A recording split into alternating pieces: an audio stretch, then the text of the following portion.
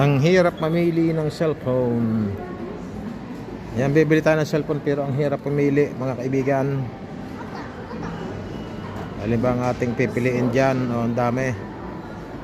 Meron tiga 1,000 euro, meron tigpa 500 euro. Ayan.